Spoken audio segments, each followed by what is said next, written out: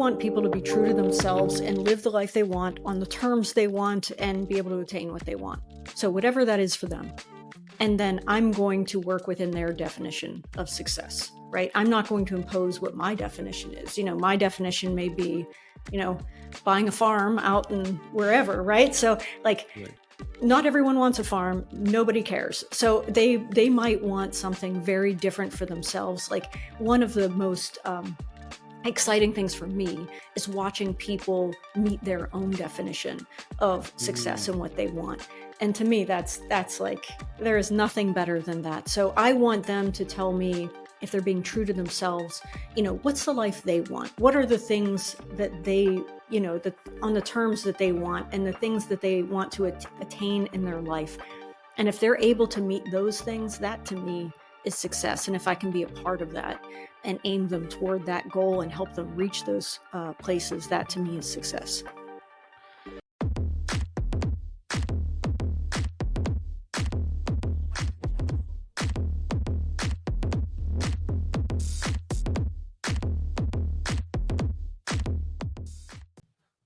What's up, everybody? This is Sharath. I'm your host for today's episode from the Undefeated Underdogs podcast. Today, I'm very stoked. Kind of a personal favorite of mine, the guest who's joining us today. It's none other than Dr. Julie Gurner. How are you today, Dr. Julie? What's going on? Good. Thank you. Thank you so much for having me. I'm excited to be here today, and thanks again. Absolutely. Yeah, I'm actually very thrilled to have a conversation with you about like a lot of things. I have prepared a set of topics I want to cover. But before we dive into the podcast itself, let me give you guys a brief intro of Dr. Julie. She's a phenomenal person just in general. She's like very empathetic, very understanding towards the founder community and the startup community. And she's an executive performance coach for many people. And she writes this amazing newsletter, which is a favorite of mine, called Ultra Successful. She drops these wisdom nuggets in the newsletter. It's pretty simple, like 5 tweets sourced from her account or like anybody's account. That actually helps me figure things out on a week-to-week basis. So I'm a big fan. You should all subscribe to that. And lastly, I think her work is featured on Wall Street Journal, Forbes, Fast Company, you name it. Like she's pretty much all over the place. Dr. Julie, I'm actually stoked. So right off the bat, one of the things I observed on your website is about peak performance, and you talked about it a lot in your newsletter as well, and in general in your tweets. If you want to describe what is peak performance in your opinion, what is it about? I think peak performance is really when people, it's very similar to kind of what performance coaching taps into, which is really, if everybody in your audience is kind of thinking in their head right now and thinking, most people deep down, they know that they're capable of more than where they're at right now. Right. And so, that knowledge, that self-knowledge that you have, that you carry around with you, I think that, if people are able to rise to that occasion, be able to kind of meet their own criteria of what they know they're capable of doing, to me, that is peak performance. And that will change from person to person. Right. So I think about, each individual being able to tap in and be able to fulfill the potential they know they're capable of. And to me, that is peak performance for that person. And everybody has their own bar, like you said, right? It's not, I think the best way to look at it is you compete with yourself, your past self, and not to be in a race where you sometimes get lost and whatnot. And what is something that you bring to the table as a coach? Because I that's something I want to understand more in depth. Like so I feel what you said is like you make people realize their individual capacity and you push their boundaries. Is that something that you do? Yeah, that's a really good question. I think that for me, a lot of people consider coaching to be skills. And to me, I think that skills are very easy to learn. So as a founder, if you need to learn, skills of, HR skills, that's something that you can read about, learn, and pick up, or you can hire someone, hopefully, who's even better at that job than you as you scale upward. But for me, my job as a coach is really to understand who that individual is, what their individual strengths are, and be able to pull those things forward and unlock the things that are keeping them from actualizing their own potential, right? Being able to tap into what they can really do and remove the things that are blocking them from doing it. And, Right. people usually are bumping up against themselves. And that's what I find. Like, they know what they should be doing. If I said, hey, you're going to lose your apartment, you're going to lose everything if you next month, if you didn't start kind of making motion, what would you do? And people usually have 1,000 ideas on what they could do if Mm, they needed to. But right. why aren't they doing them? What is keeping them from making motion and to moving ahead? And those are the things that we really want to address as a coach, are the Right. things that are keeping people, kind of smaller than they need to be. So in a way, it's all about creating that urgency, right? Like, do you have a set of frameworks or like some methods to create that urgency? You can't really say to people like, hey, you're going to lose Yeah.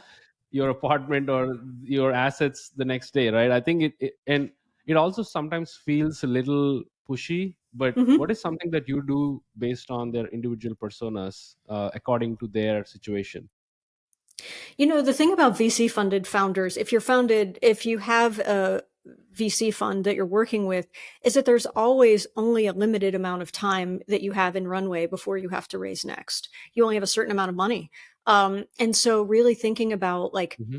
I think people can get very complacent early on. You raise a round and then, the first quarter feels pretty nice. And the second quarter, oh, you still have a lot of time. And, like, it's easy to become complacent. And I do think that kind of thinking about, okay, what are the things that you really need to hit to raise an A or to raise a B or whatever you're at, if you're funded in that way, and making sure that you're kind of reverse engineering that and saying, hey, are you really behind the 8 ball here, or are you tracking to where you need to be? And reminding them of kind of the pace and cadence that is required to be able to meet the marks that they're setting for themselves. And I think that, people can get very stuck in tasks that don't matter and things that Mm, aren't really, they're fires of the day, right? Like, this thing's right. going wrong, that thing's going wrong. But in the meantime, things aren't pushing forward. And so really refocusing people on the things that matter, and kind of showing them the trajectory if they're not Mm, focusing in on the things that matter, because at the end of the day, that's going to determine if your company lives or dies. right. So I think a lot about those things. If you're VC funded, if you're not and you're bootstrap funded, you're also looking at runway and you're looking at Right. timelines and you have certain marks for yourself. So we really kind of dig into some of those things in a really personal way, because Mm. they tend to have very explicit goals for themselves on a monthly basis, a quarterly basis, and we want to make sure that those hit and those happen. I love that. I think you basically kind of tailor curate and give a tailor-made solution for each and every founders based on their situation. It's not like a one-time recipe for everybody. I think you do have some things like that, but which I want to dive into a little Hmm. later.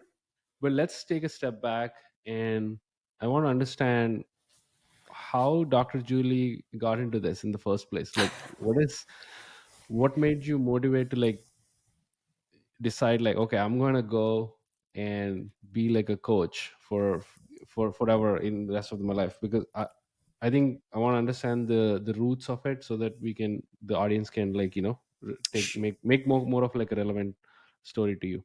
Sure. I mean, like, I started out very traditionally in psychology. When I first got I'm a doctor of psychology. And when I first got my degree, I didn't know of this option. I didn't know it existed. Right. So I'm Mm, operating as, a doctor of psychology who did some various forms of work. My beginning specialty was adult psychopathology and forensics. So, right, I started a very right. different place.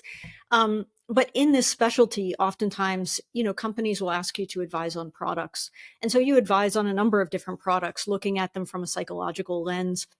Right. And a company was doing that with me and kind of asking about a product. And then the firm that was funding that product had a founder in its portfolio who Mm, had received a large amount of funding and was really struggling to function, like struggling to make decisions. And right. I think I was probably the only psychology person they knew. And they said, hey, can you talk to this founder They're Right. having some struggles really making decisions. So I Right. had that conversation, met with this person a few times, and before you know it, like they're back on track. They're making high caliber decisions. Mm. They know who they are. And to them, that was kind of magic. And to me, I felt like, oh, wow, I saw that so quickly. Like, this is a way I can use these skills in kind of a new way that helps people, Right. that moves the needle quicker. And it was a very light bulb moment for me and very hand in glove. It felt very natural. So from that point Right. forward, I felt like this is what I'm meant to do. And I Mm. started really directing my entire career in that direction. And I started getting results in that direction. And so, Mm. when you love it, you start to get results, you start to gather a reputation. I had Right. a company I work with that sold for quite a bit of money. And, like it just became this kind of reinforcing machine that kind of Mm. built from the ground up. And I was so excited to be a part of it. And I've loved it ever since. I think what couple of things I want to also ask and touch upon. One thing you mentioned, which is you love what you do and you're generating results. I think that's like match made in heaven. I feel Yeah, that's like the perfect equation we all try to achieve as human beings. Like what the work we love, and we get out of something out of it, right? Uh, so why did you like prefer tech? Even though I know, I mean, kind of you touched upon a little bit, but why tech in general specifically? Because tech is such a fast pacing world, right? It always changes. A couple years ago, nobody's talking about AI. Now everybody's talking about AI. A yeah, couple years from now, I mean, there are trends that take you to peaks, like social media with Facebook rise, AI, podcasting. I mean, there are like so many different trends, and how do you keep up with those when you talk to these founders? I'm sure that they come from different backgrounds, and sure. right, and that's the reason I was asking, like, why tech, and how do you like keep up with everything that's happening? That's a fantastic question. Like I make it a mission that every day I'm reading and I make sure that I'm up to date on what's happening. So it's Mm. really important to me. You do see me on social media, right, on Twitter. So I Yeah. I make sure that I'm really tapped into everything that's happening around the trends.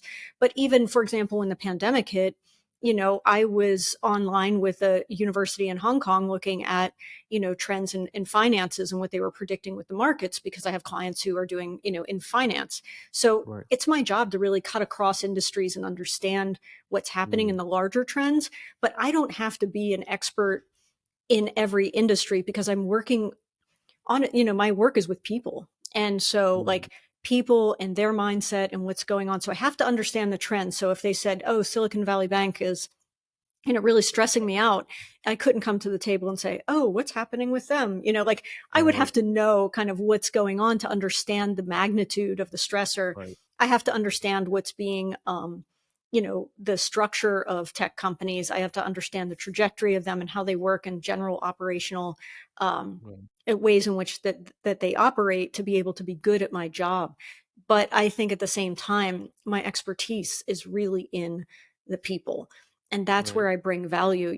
I think it's my distinguishing factor that I'm a doctor of psychology who understands tech and that ecosystem very deeply. But I'm not going to be the person that people will go to if they want to Mm. know, like, how do I structure my deck to raise my seed round? I don't know. That's not my Mm. expertise. My Right. expertise is if you're going into raising that round and you don't know how to present yourself in a way that is confident, Mm. convicted, and really kind of dug into what you're doing. So that would be kind of a separator for me, is that, you have to operate where you're great. And I think that's true of everyone. And if you can do That's that and stay in those lines, because I think you're right. tempted not to a lot, Right. because people will come to you and say, I'm going to pay you this insane amount of money to do something that you're not great at. You have to have the fortitude to say, no, I'm not going to be great at that. So why would I do it? And so I've just consistently just stayed in my lane and Mm. allowed and have a referral network of others who can, do all of these other functions if they need them. But my lane is very clear to me, and that's the, Right. the lane I stay in. Yeah, that's awesome. I feel, and you being in that lane is so helpful for others, right? Like if you get distracted, that means, like, you won't deliver your 100%. uh so you briefly also mentioned about so far we've been in 30 minutes of the conversation, 30 minutes, and I always hear you mentioning about VC funded founders. Yeah, Or let's talk about bootstrappers like sure. separately. But I'm very curious why, when a VC funded founder fundraised and closed a round, why do they struggle? Because to me, maybe I might be wrong, to me they've hit a milestone, right? That means it requires certain level of conviction and confidence to do that. Sure.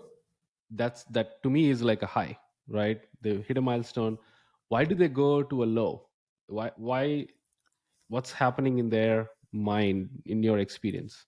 In my experience, once you raise the round, the pressure starts. I mean, like, then the timer's on, right? You have maybe, Right. 24 months if you're lucky. Sometimes people have 18 months. Sometimes they can push it, 3 years.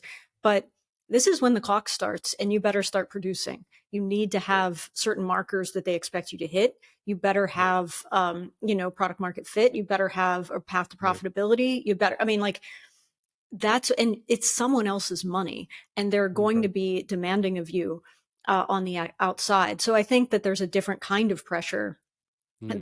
than, Bootstrap have their own pressures. I have someone I'm working with right now who's bootstrapped and doing incredibly well.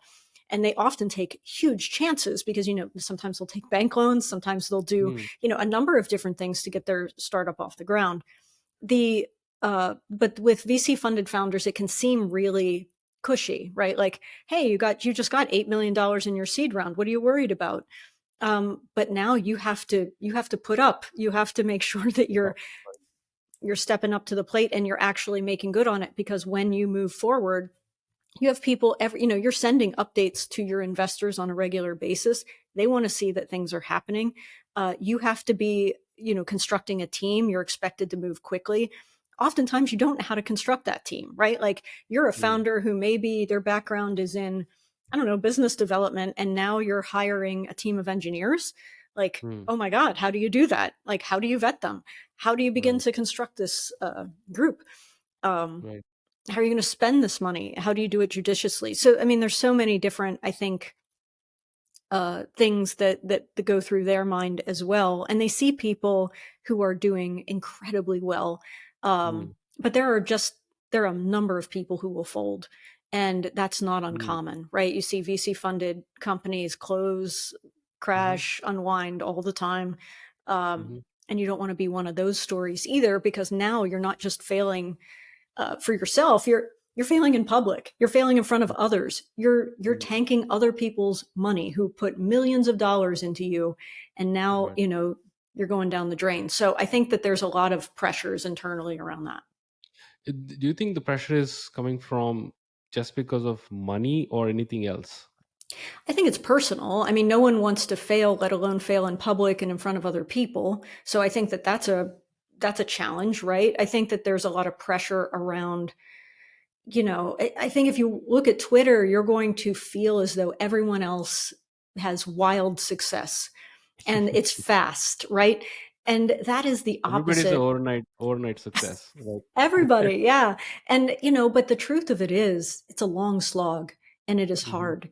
And I think that reality hits a lot of people, and they think that they are the only ones. Like, why is it so hard for me?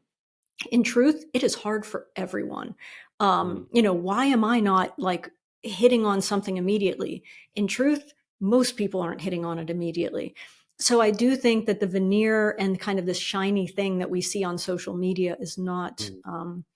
it presents its own form of pressure, and people who seem to be kind of bragging about what they've done or what they're doing. Um, and sometimes, there's not a lot behind the scenes that supports even the bragging that you see. There was Mm. what was that company, Fast, that went Mm. down very quickly, and that founder Right. was everywhere telling people how to lead.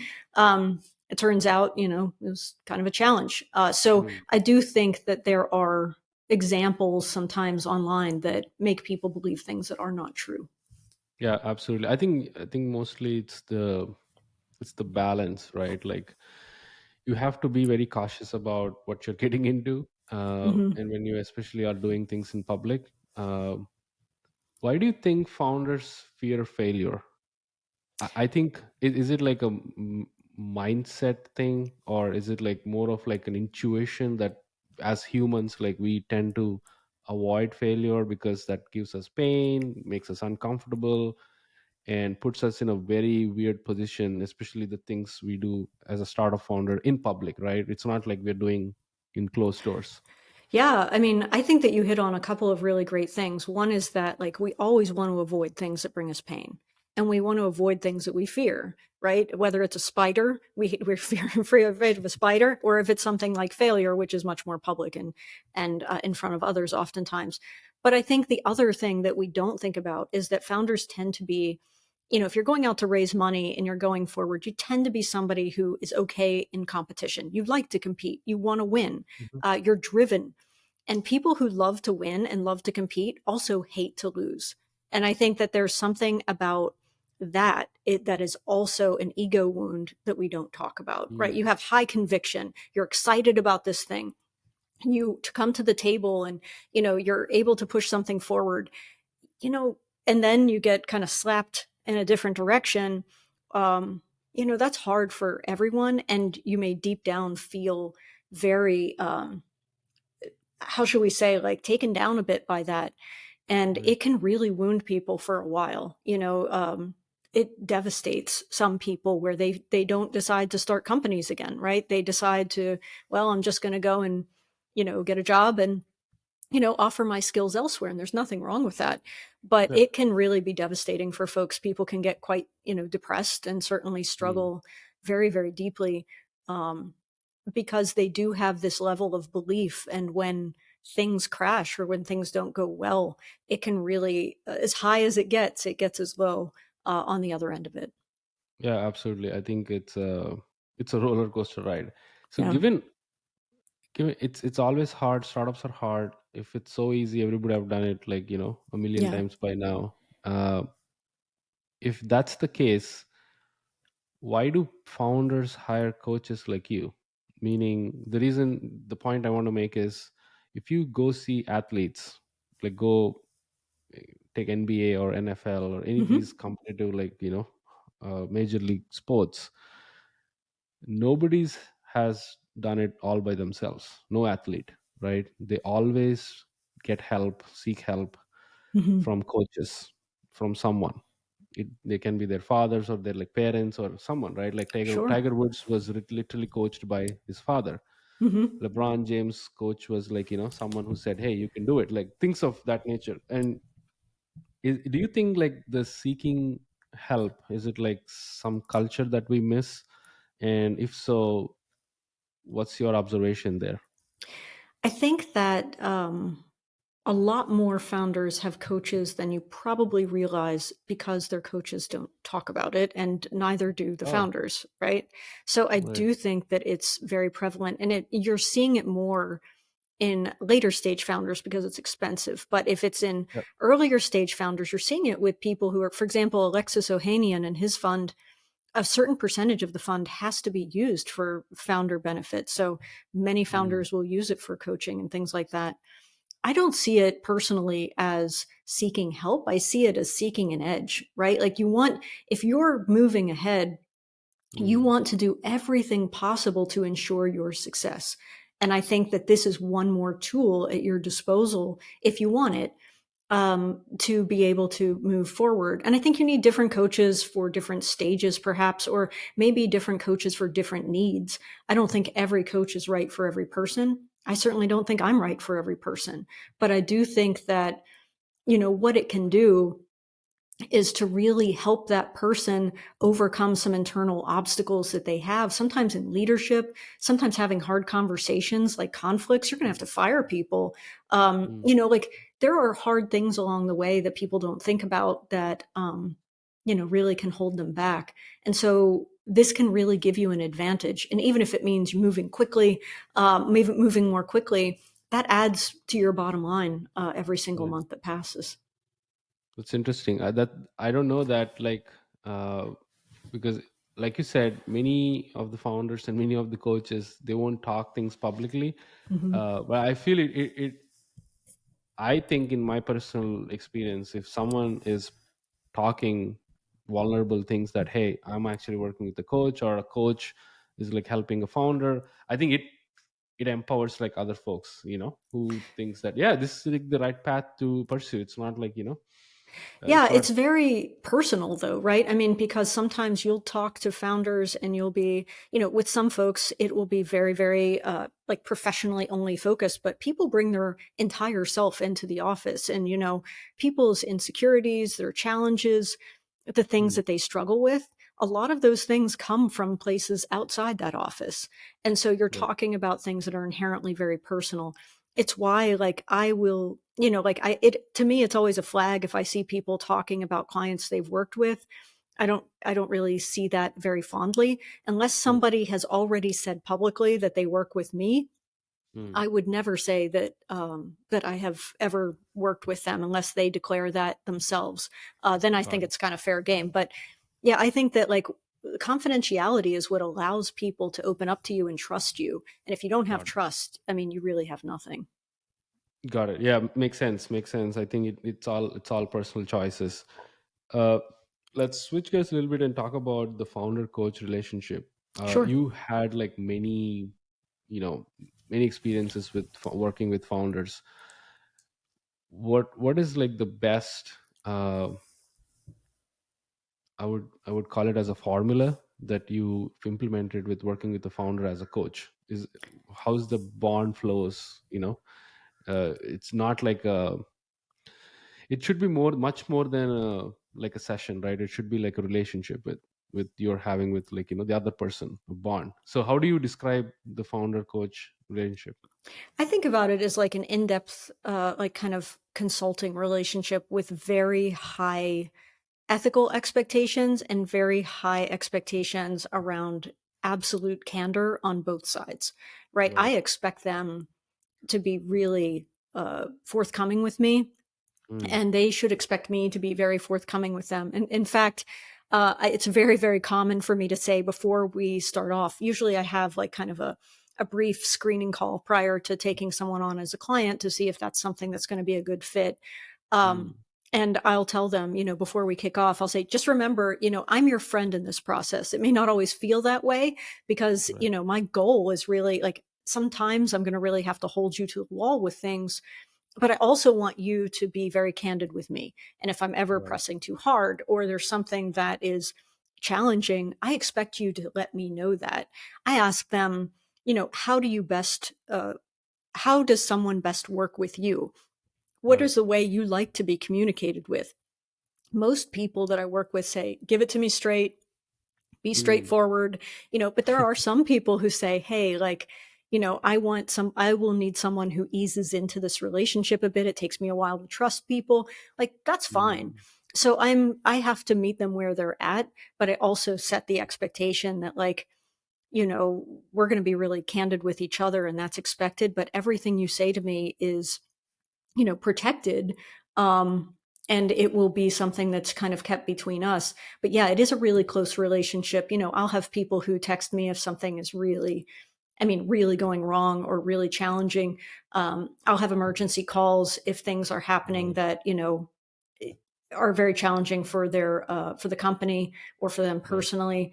Um, and it's really hard, but they do Mm, have, it's lonely doing this job, especially if you're a solo founder. And it's they have somebody that they can talk with that is not like their team members who sometimes you can't say everything to about right. like your own personal concerns or challenges. Right. Yeah, very interesting.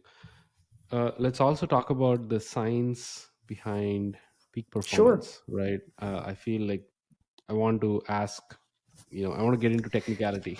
Sure, let's do it. uh, do you have like any mental biological observations made in your experience that can be easily fixed through these systematic, like, routines, habits that you suggest, like, because sleep is a big component, right? it Yeah, has sure. it has it has big impacts. Similar to that, do you find anything interesting that you want to share? Yeah, I mean, like to me, the science. of top tier performance and coaching is really tapping into cognitive science, because everything that we do comes from us. It comes from our thoughts. It comes from how we think about things, how we see the world, Right. right? And the brain and how it interplays with how we behave, how we show up. Your world is just shaped by how you think. So, when I start thinking about easy things that people can implement, I think about things like, you hear a lot of founders, like they're not sleeping well, they're not Mm-hmm. eating well, they're not, I call these foundational issues, right? So I always ask Mm-hmm. about those first, like, how are your foundational issues? And people will Mm. brag about like, oh, I get 4 hours of sleep, but I'm fine. Like I'm totally okay, right? Right. But what we find is that when you are tired, and this is a very easy, I think everybody in your audience will recognize this. Have you ever answered an email when you are full of energy and just, Yep. you can rip through that email in 5 minutes, but Right. let's just say this is the end of your day. You've worked 14 hours and you're answering your Mm. emails. Oh man, that 5 minute email is now 15 minutes long. Maybe you're trying to put on the television in the background to pretend that you're Right. relaxing. And it's just you're dragging out your tasks. So when you're tired, you're extending your work week and you're extending the amount of time tasks take. So although you feel like you're getting more done because you're working more hours, you're actually extending the time that it takes Right. to get the work done. If you would have just compressed that timeline, let's Mm. say you sleep 7 to 9 hours, it's optimal, and you have a high protein breakfast, which is also optimal, and Mm. you jump into your tasks, your high energy tasks, or high the things that really tax your headspace immediately, Mm-hmm. and then leave lower energy tasks for the afternoon. Like you can have meetings and be a little tired, that's fine. Mm-hmm. But like Mm-hmm. all of those technical, difficult problems you want to solve, push them when you're at Mm. high energy. Mm. And you'll find that, your work days go better, you'll get more done, you'll Mm. get things done more quickly, and you're not Mm. extending your own timeline. It's a weird thing though, like to think that I'm working more hours, so I'm getting more done makes sense to us. But Mm. unfortunately, when you do that, you're tired. And so each task is now taking longer, and it's Right. making things more challenging for you. So I try to be very, very aware of how much people are working and make sure that even if they're working long hours, that they're getting good sleep, that they're stacking their highest cognitive load tasks in the early part of their day. Mm-hmm. And we are very intentional about that as like a formula. Mm. That's very interesting. I think what you said is very interesting to me. The more hours you spend doesn't mean you're doing more work, right? Yeah, true. I feel writing an email for half an hour because you spend half an hour is it's not going to give you like the best email ever. It's I think the ideal time is more important than the duration of the time. What in your experience, what's the best time for folks to reach their maximum performance or maximum capacity? What's like the is there a window? That's a great question. And what you're going to find, and people can think about this at home, is that how we ask people like, "Are you a morning person? Are you an Yeah. evening person?" Right? Like, so morning people, you know who you are, right? So you're the Right. people who are going to do work best early in the day. That's always going to be your window. Right.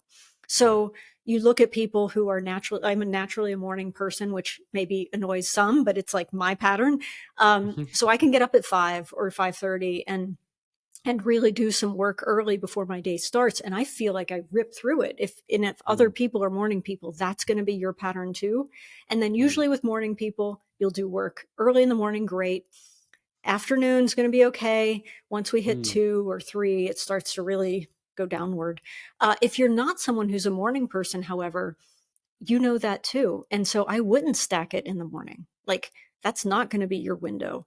So be honest about who you are and what mm, energizes you and where it energizes you. I'll have some clients who will tell me, look, my optimum window is 10 p.m. at night. And so, mm, what we'll do is we'll put like, we'll look because the mornings they are sleepy, they caffeinate, they try hard to be morning people. And they'll do what they need to do and they'll have their meetings in the morning. And then, right, their days pass and they do all their high cognitive tasks when they're in that great window that they love. So right. I think that people have to if you have the freedom to do it, and not everyone does, if you work in a 9 to 5 job, you're forced to fit in there. But if you don't and you have the freedom, put your highest cognitive load, or those the ones that require most of you, in the window when you operate best. And usually most people understand when that is, but it's not going to be the same for every person. Yeah, I think it makes sense. I used to be a morning person when I didn't have like a kid. I used to like work my ass off, but I still used to like be on my top level because I didn't like sweat anything. I'm working at the best level.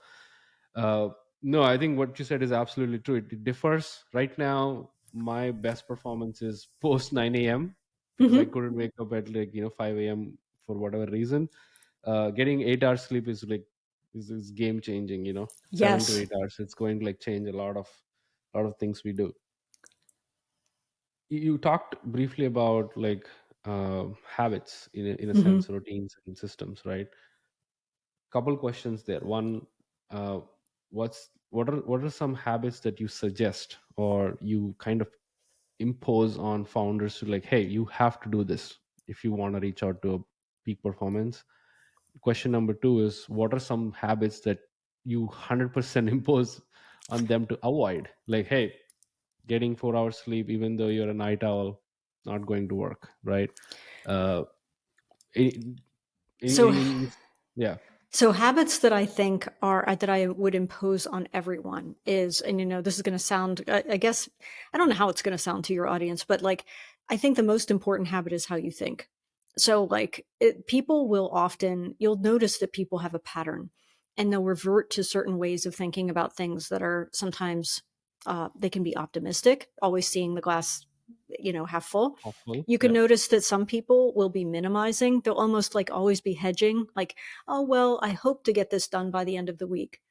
What that's telling me is that you're leaving a space where it's not going to get done by the end of the week, right? Mm, Like, so being able to think about how you think, right? Your language, how you're speaking. That's a really important element of who you are, no matter what level you're at. So if you're just starting out and you're like, well, I really hope I get my new Twitter account set up for the business. Like, if you're saying that, you are shortchanging your own authority, your mm, own potential, your own movement, because you're giving yourself an out. So instead of saying that, say something like, hey, by Friday, give yourself that deadline. By Friday, I'm going to have my Twitter account set up for my business, and I'll send out my initial tweet, right? That's so much different than saying, well, I really hope that I can get my social media set up for the business, and maybe that'll be done by the end of the week. Is You want specifics. So one thing I do with everyone, a habit is specificity, always. Like, don't tell me mm, I'm going to make more money this month. I don't care about that, because more money could be $2. That's more money, mm, right? Like, yeah.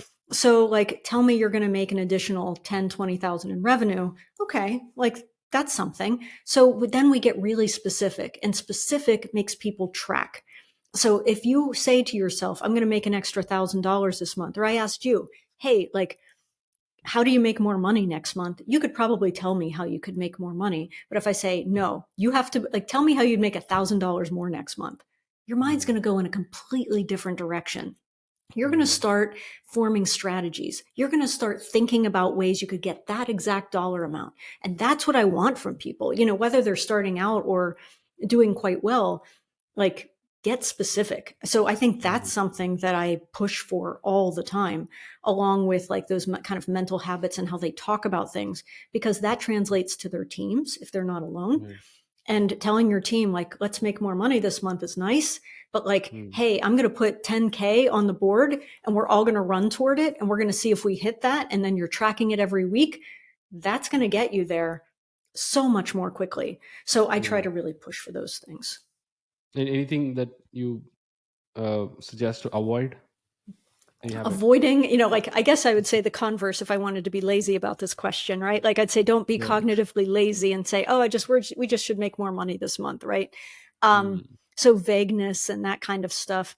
I think that avoiding accountability, I think that when people, how shall I say, the things that I tell people to avoid are the things that probably are pretty apparent. So like, not having accountability at your organization. I think that's something a lot of early founders don't do, is they don't have accountability. They're like, oh, it's Right. okay. Ted, he's a great guy. He's working really hard. He's trying. But like, no one holds Ted accountable. Like Ted Mm. could like slide on his goals for like the next 2 quarters. And, he's a great guy, but like, is he showing up? Is he meeting your goals? Do you need a new Ted? Like, Right. so there's like kind of, I think that we tend to go pretty easy on people early on, and even later it's challenging. Accountability is hard for people. So, and Right. it doesn't have to be done in a mean way, but like there should be expectations there that you hold Right. to Of and hold course. others to. So I think Yeah. Of about course. the lacks in those areas. Yeah. You in this answer, you just also mentioned about positive thinking versus negative thinking in a way, right? Sure, yeah. Absolutely. Sometimes positive thinking really helps to move the needle. Sometimes negative thinking helps. So how do you think founders should balance both? Well, I think that each person, that's a really good question, by the way. That's a really tough question, right? I think that each person is motivated by different things. And for some people, when they have a bit of negativity, it tanks them. Like Mm, people go down these spirals and rabbit holes and, they start hyper focusing on it. For other people, fear is a great motivator and they will run hard because they want to avoid that bad thing. right. Um, so you have to know who you are and what's going to light a fire under you and how you Mm, use how you think. But see, now you're getting into a great part of my job, which is you got to figure that out for yourself and you got to know mentally how to mm, position yourself. And you also have to know, which is something that I guess speaks to what you're asking, you have to know when you're starting to fall into a bad pattern. Like, mm, if you had a negative thought and now it's starting to go down this bad place, and it's mm, tanking your mood and it's infecting how you're interacting with employees, and you're starting to spread that into your culture, like, mhm, you got to cut that out and you have to be the person to like rein that in. mm, So I think that you have to look at impact, and if this negative thing is impacting you positively, like, use it as a motivator. If it's not, then you got to make sure that you're taking the steps to make some changes, even though it's hard. A bad 10 minutes doesn't have to be a bad day. yeah. Yeah. I think it's all like you said, self-awareness, I guess. Yes. Really knowing who you are, and like you said, I think what makes you tick. Yes. Yeah. Yeah, and it can change, right? Sometimes it's positivity that like really makes you like, okay, push. Hope can push. Sometimes it's like the fear of losing, fear of failing, and fear of not winning, those help. Yeah. Another quick question on so I think you've talked a lot of frameworks in this last 40 minutes. Are there any specific, like, uh, it's like a to go box, like, okay, after listening to Dr. Julie right now, I will take this framework and I'll implement in my life as a founder, right? Or not even just for founders, but for startup operators, they feel stressful too. Like, Sure. it's basically everybody in this startup ecosystem are under stress, Yes. investors, founders to employees. Do you have anything that you want to suggest to help them reach at their peak? Sure. Let's give a quick framework around conflict. I Mm, think that that's always a really good one because people hate it, conflict. They want to avoid conflict because they consider it to right, be bad. But it right, does push you ahead and it pushes your company ahead. So, a right. really quick framework that makes it so much more approachable is, instead of making it me versus you, we pull that person to our side of the table and make it us versus the problem. So I'll Mm, tell you how to make that shift. Let's just say you have someone in marketing and they're not hitting their metrics, right? Like maybe it's conversion rates, whatever. And so instead of saying, "Hey Ted, you're not hitting your numbers," you have Ted come into the room and you say, Ted, the marketing department, we're not having, like, the conversion rates are really not hitting the mark. How can we mm, solve this so that we can get that back on track? mm. So what I've done now is I've not Interesting. made it me against Ted. I've made it Right. Ted and I are going to conquer this problem. Mm. And it's Together. much together, right? So we're going to Right. figure this out, and it gets him on board. A few things that does. One, it makes him so much more likely to talk to me. because Mm. he's going to see me as a partner in problem solving. So he's not going to hide stuff from me. And that's the thing you Right. want to be careful about.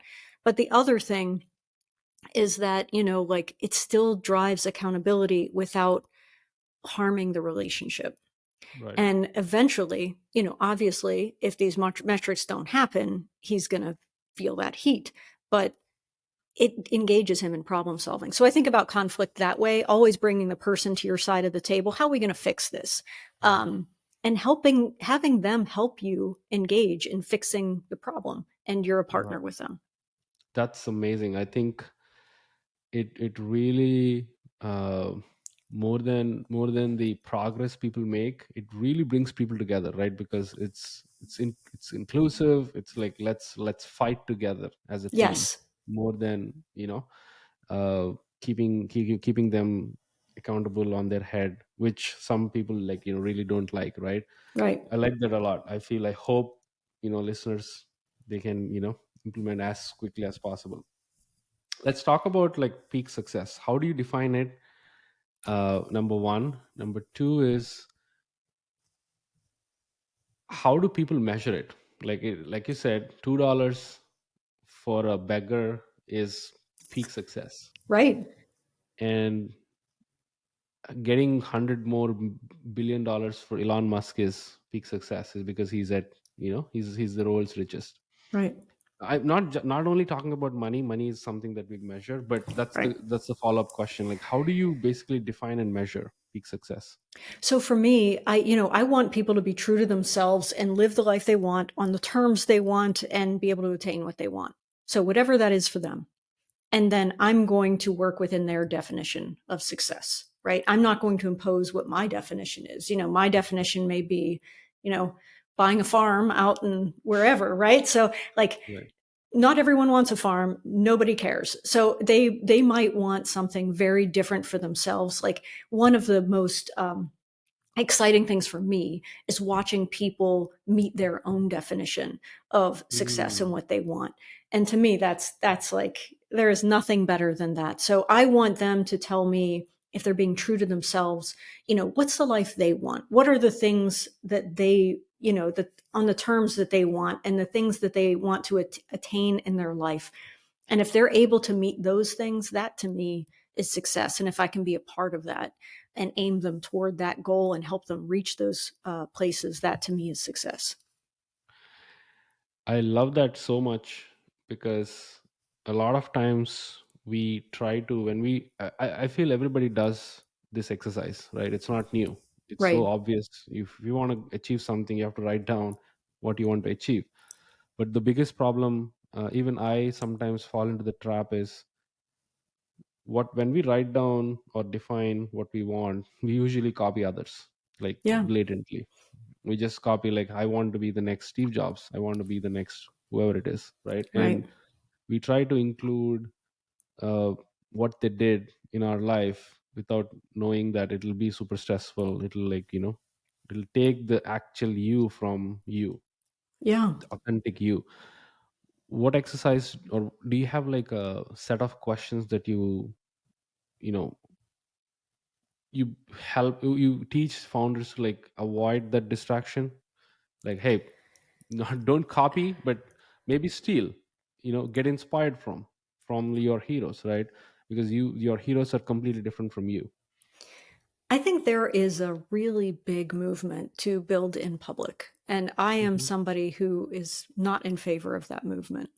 I feel like when you do build in public, that's where the comparative points become Mm. really highlighted, and people begin looking around, or they hear people saying where they should be, right? I think that a lot of times when you start imposing shoulds, that's a really big Hmm. red flag, right? Oh, I Mm. should be doing this, I should be doing that, right? Like that's a I don't know that you should. I think that there are, when you start veering off your path, you'll notice that these things that we, Steve Jobs and Elon Musk and all of those people are phenomenal because they are they are resolutely themselves. Like Right. Elon Musk is like no one else. I mean, the guy has a lot of things you could criticize and a lot of things you could Right. compliment.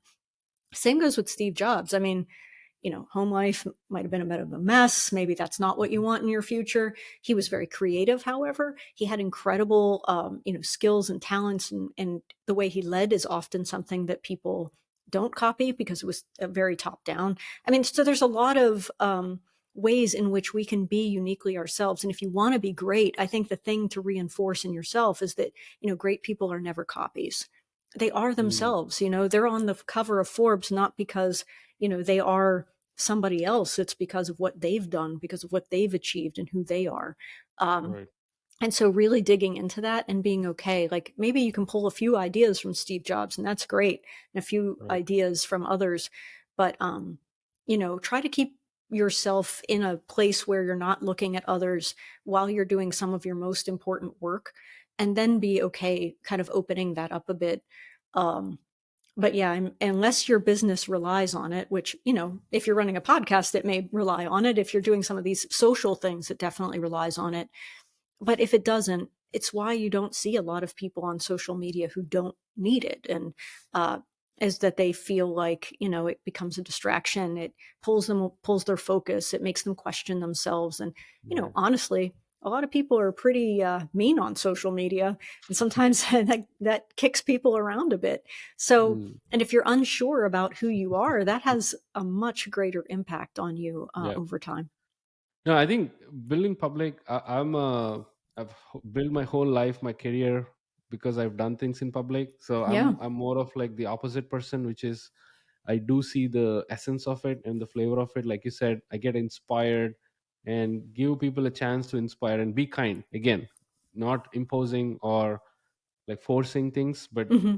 sharing my playbooks might help someone to extract something from what I did, right? But the other side, which you absolutely kind of put nail to the coffin, is it gets super super super toxic. Yeah.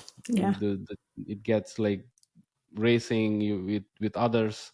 It gets to a point that, hey, I feel shitty because someone else is winning. Yeah. That's, I think, the bad outcome you get from doing things in public, which can be avoided, like if you're very intentional about it, right? It's True. always starts with good intention. So that's of course, that's a way of looking at things when people do build in public. Three more questions. One is, we all are we're all experiencing the rise of AI. Hmm.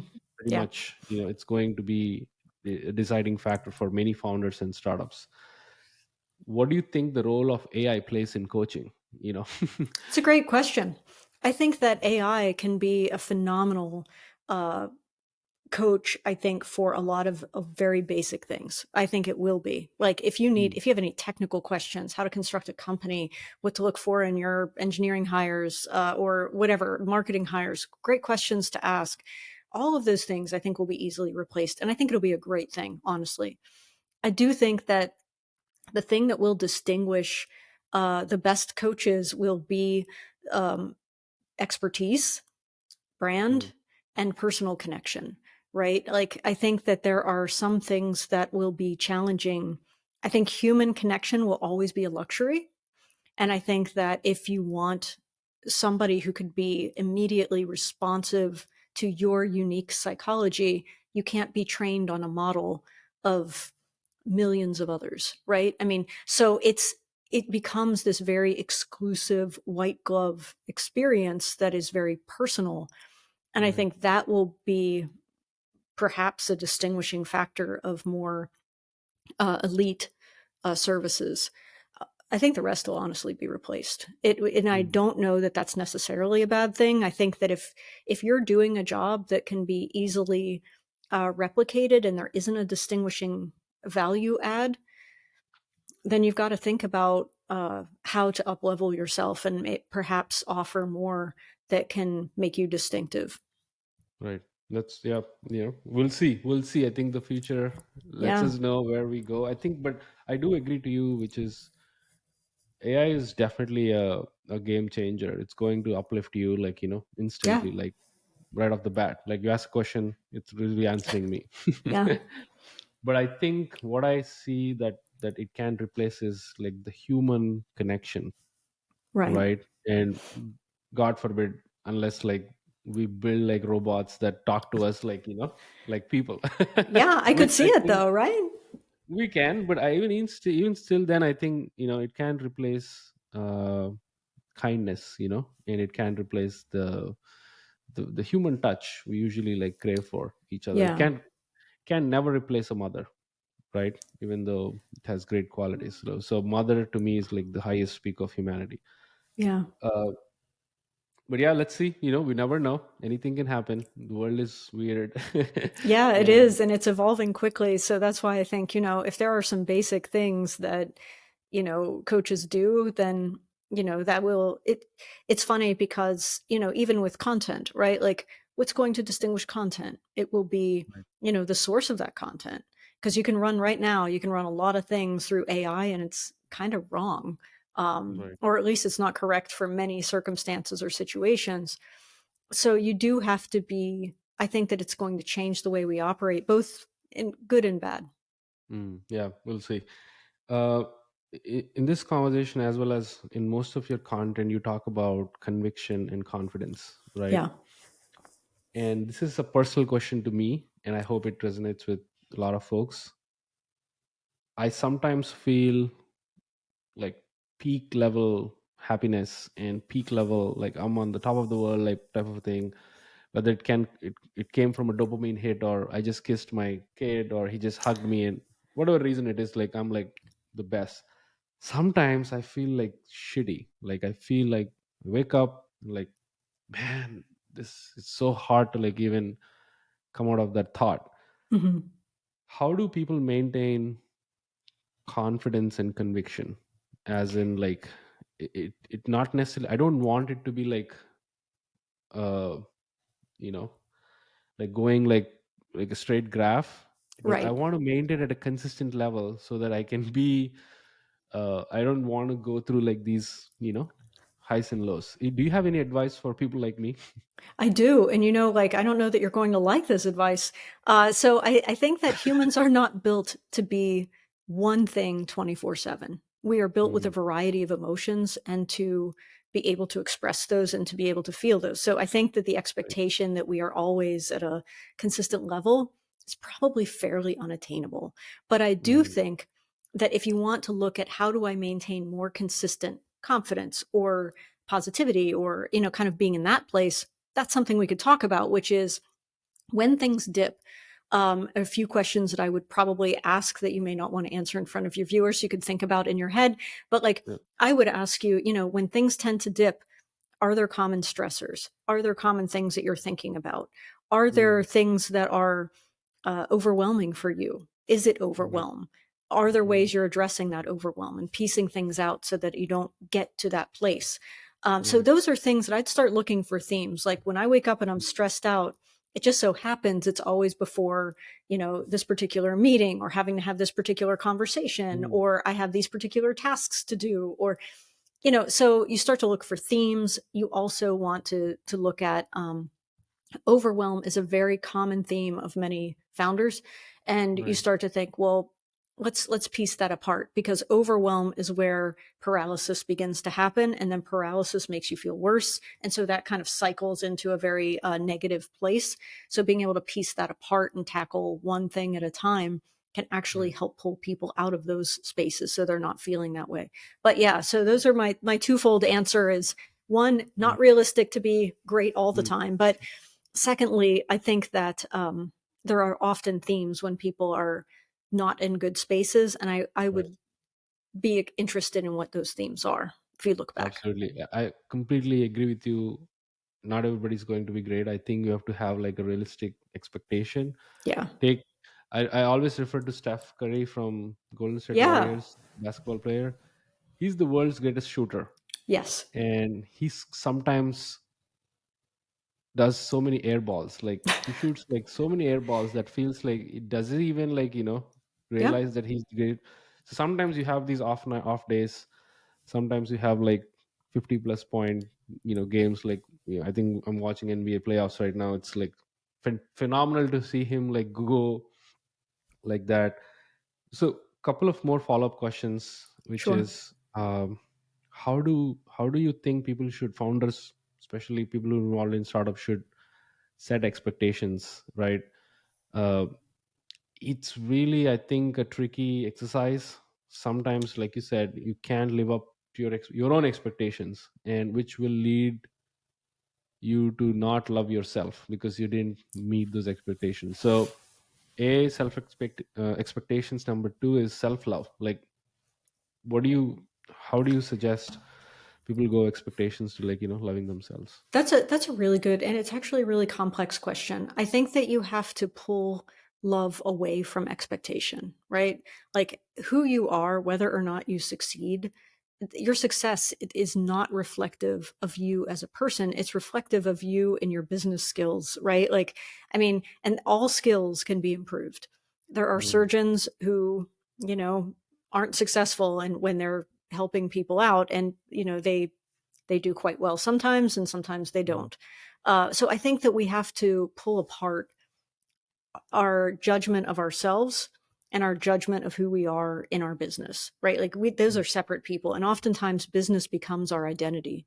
And I think that is mm, the challenge. Your business is not who you are. And in my newsletter, that you'd mentioned that like I have an issue called You're the Driver, Not the Car. Right. And mm, the reason mhm, why is because like you're the person who goes into that business and is going to take it where it's going to go. mm, But, at the end of the day, you are separate from that business. And right, that if you can get that down, that will build a resiliency that will allow you to see that like, hey, I didn't build perhaps this fort correctly this time around. That's fine. right, I've learned a lot. I'm going to go in and build it, the second time around. And, right. some founders I work with who reach incredible success, this is their third company, right? Like the first Mm, two, like crashed and burned. So not everyone does phenomenal things the first time around, but I do think when you're talking about, expectations and acceptance and love, that the most important thing is not making your business your identity and really having a sense of self that extends mm, beyond just the business. Like you are also a father, you are also a husband, you're right. also like, I hope you have a couple of hobbies out there. Yeah. And then your business is also a part of Right. you, how you identify, but it isn't all of you. So you Mm, look at yourself like a stool, right? Like if you only have one leg of that stool and that gets kicked out, mm. like you're done, Wow. right? I love that. I absolutely love what you just dropped. I never saw I never defined my identity as a stool. Like, it's basically built on top of many things. Yeah. And we often feel like a unicycle, like running on one particular thing, which actually bothers us a lot, like, be it building a startup, or be it like building a hobby, or building, like, being a father. Sometimes it feels like if I'm a bad father, that means, or if I didn't do well with my kid because of Right. frustration or anything, that doesn't mean I'm a bad father, right? Or I'm a bad person. Right. That's phenomenal. I love that. I think, please tweet it after this, that identity should be like a stool with like four legs, or how many legs you want. That's I just got goosebumps. I love that.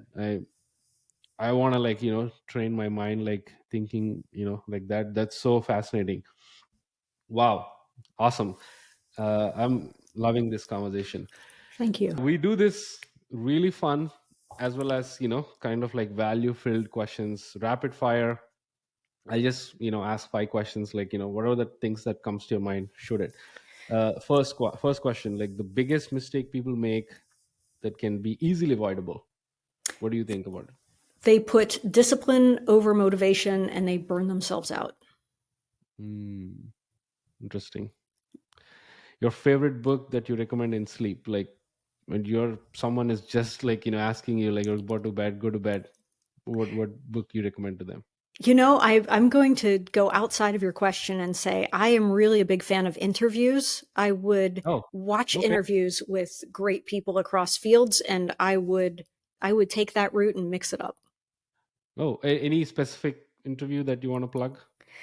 There are some wonderful. interviews across the board. Specifically, I think there's a great one. Honestly, I know it sounds really silly, but Stanford Business School did a great interview with Oprah Winfrey, and it is Mm, phenomenal. From like basically zero to where okay. she's at today, she's really fantastic. Oh yeah, she's a legend. We'll definitely keep that in the show notes. Uh, let's talk about like food from a science standpoint, right? Yep. One meal that improves peak performance. What do you suggest? Okay, protein and caffeine in the morning, no carbs at all. What we know Okay. is that low glycemic index is a kind of shows that people have better executive functioning, so like working memory, attention. Okay. So that would be my one meal, my one recommendation. You can make it anything you want, but just Okay. protein, and then if you want to add caffeine, you can. Okay. Perfect. Who's your all-time favorite coach? They can be part of sports, startups, anybody. My favorite coach, and I will give him a happy shout out, is Tom House. Okay. Tom House is the throwing coach to Tom Brady, to many others. We're connected on Twitter. I think he is an amazing man. Wow. I think everyone should follow him. Mindset, performance. He calls it straight. He's a super nice guy, and he has worked with the Nice. best of the best. Tom Wow. House. Shout out to him. Last question. One underrated advice founders usually overshadow. You know, I'm going to use the build in public. I Mm, think that people should probably not build in public, but I think a lot of founders like to connect with others. And so instead of just connecting, they also are building in public. And that's the area where I think, I'm a big fan of Sun Tzu in the quote, let your plans be dark and impenetrable as night. And when you move, fall like a thunderbolt. I want right. everyone falling like a thunderbolt unless they're actually like using, the Right. media to help them in some fashion. Yeah. And basically benefits them, not kill Right. them. Right. Absolutely. That's a great distinction. Great distinction. Awesome. This has been a great conversation, Dr. Julia. I feel I learned so much. I wrote like, I don't know, people can see, but I wrote like so many notes on my paper. Thank I'm you. just like going to like think through these questions you mentioned in the podcast. I loved each and every minute, and I'm so grateful that I invited you so that people can learn from you. Any closing thoughts before we wrap up? I really hope that people, whoever is out there right now, that like if they do experience frustration because they think that they can be, better than where they're at right now, I really do just encourage them to go for it and not just be the person who sits on the sidelines and Right. just kind of wishes and watches other people move and do the things that they wish they were doing. Like, take the Right. chance, take the shot. You got one time around on this Right. world, at least that we know of, right? So you might Yeah. as well give it a go. And if they want to check out the ultra successful newsletter on Substack, I hope they do that. Yep. Absolutely. I highly recommend. It's 11 out of 10. That's the bar Dr. Julie sets in every edition. So Thank highly you. recommend for folks to like people to check that out. It's so simple. It literally takes like less than 5 minutes for me to like go through it. So uh, low effort, high value packed in that newsletter. So shout out to you for Thank writing you. that, and shout out to everybody for tuning into this episode. Stay tuned. We have some awesome guests coming in the lineup, and I deeply appreciate you for your attention and time. Thank Thanks you, for reaching and see out. you next time. Absolutely. Thanks, Dr. Julie. Bye bye.